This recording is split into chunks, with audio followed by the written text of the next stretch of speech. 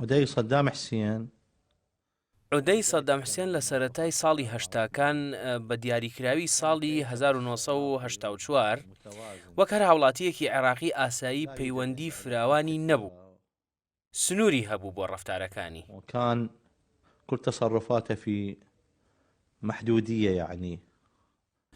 عودەی کچێکی خۆشەویست لە چینی مامناوەند بوون لە ڕووی داراییەوە، کچی خێزانێکی بەڕەوشت بوو، نە کچی بەرپرس بوو نە خەڵکی گوندی ئۆجە بوو.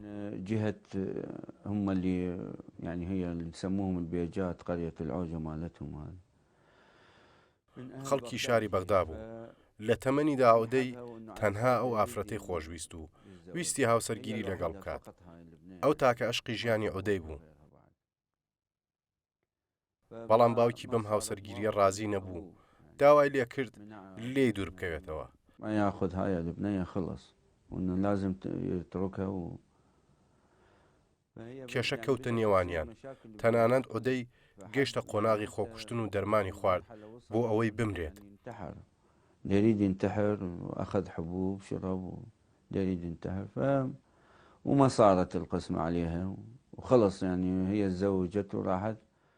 کچەکە هاوسەرگیری کرد، بەڵام عودەی بەردەوام لە خەیاڵی دابوو، هیچ کات لە بیری نەکرد. جارێک عودەی پێش ئەوەی لەگەڵ باوکی بووە کێشەیان دەمانچەی خستە ژێر پانتۆڵەکەی و وتی: ئەمڕۆ دەچم بابەتەکە لەگەڵ باوکم یەکلا دەکەمەوە. منیش وتم دەمانچە و بۆ چییە؟ ئەویش وتی ئەوە پەیوەندی بە تۆوە نییە، ئەمڕۆ سنوورێک دادەنێم. يعني إذا بما معناه إذا تجاوز علي أنا أقدر أسوي فد شيء. يعني هذا بۆ نمونە کە سەدام سیارەکانی عودەی سووتاند لە دوای ڕووداوەکەی وەدبان، عودەی پێی وتین باوکم پێویستێتی لە هەڵبژاردنەکان بۆیە وای کردووە. جارێکیان لە بیرمە پێی وتین ئەوەی من پێتان ئەڵێم جێبەجێی ناکەن بە وردی. نێوانی من و ئێوە لە ڕووی بیرکردنەوە و پێگەشتن 25 ساڵە. نێوانی من و باوکم لە ڕووی تێگەشتن و بیرکردنەوە 25 ساڵە. بەس ئێوە و باوکم 50 ساڵ نێوانتانە لە ڕووی تێگەشتن و بیرکردنەوە. بطريقة التفكير والنضج بشكل عام.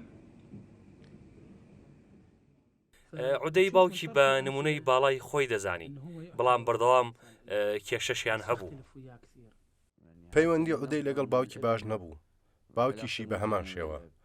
زۆر بە کەمی گوێمان لێ دەبوو پەیوەندی سەدام و عودەی باش بێت. يعني قليلا ما نسمع انه الامور زينه ويا عدي ويا ابوه. تەنها گوێمان لە کێشە دەبوو لە نێوانیان.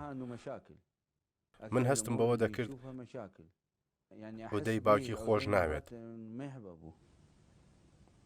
يعني ما يحب ابوه يعني يحكي. دەیوت ئەگەر باوکم نەبوایە ئاوام دەکرد و ئاوام دەکرد.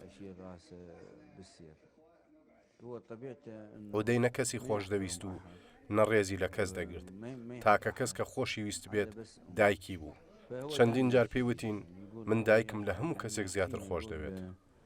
أني مثلا أحب أمي أكثر من أي أحد.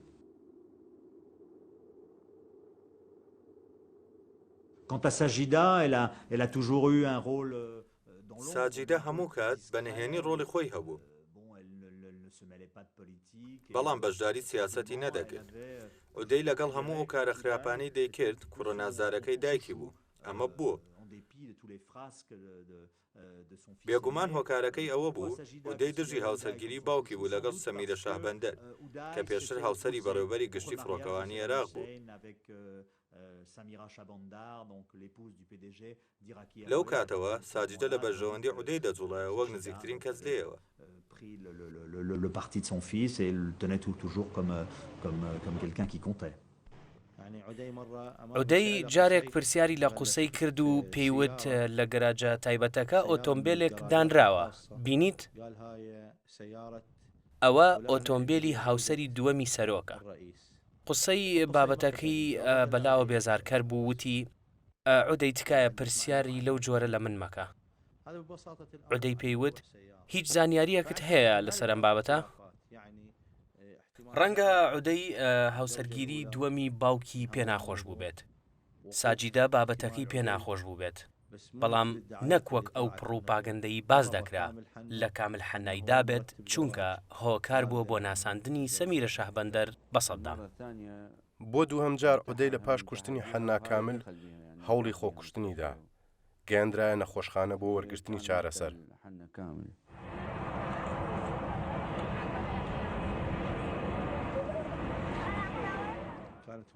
جارێکیان لە نزیک ماڵی عودەی میوانداری سۆزان موبارەک هاوسەری سەرۆکی پێشووی میسر حوسنی موبارەک کرا.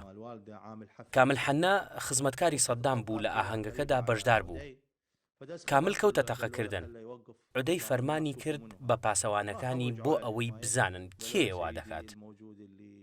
گەڕانەوە وتیان کامل حەنایە. عودەی وتی دەپێی بڵێن لەو کارە بوەستێت و فیشەک نەتەقێنێت. کامل حەنا بەردەوام بوو لە تەقاندنی فیشەک. عودەی جارێکی دیکە پەیامی بۆ نارد کە ئەو کارەی بوەستێنێت چونکە میوانداری وەفدیان کردووە بۆ ئەوەی کێشە دروست نەبێت. پاسەوانەکان چوون و جاری دووەم کامل حەنایان ئاگادار کردەوە. بەڵام نیو کاتژمێر پاش ئاگادارکردنەوەکەی عودەی کامل لە تەقاندنی فیشەک بەردەوام بوو. عودەی وتی وا دیارە ئەمە شەرم ناکات ئاوا دەکات دەبێت بڕۆم بۆی. عودەی کە تووڕە دەبوو ئیتر چاوی کەسی نەدەبینی. سەرەتا لی تووڕە بوو. قسەی پێوت. کامل حەناش چەند جارێک جوابیدایەوە.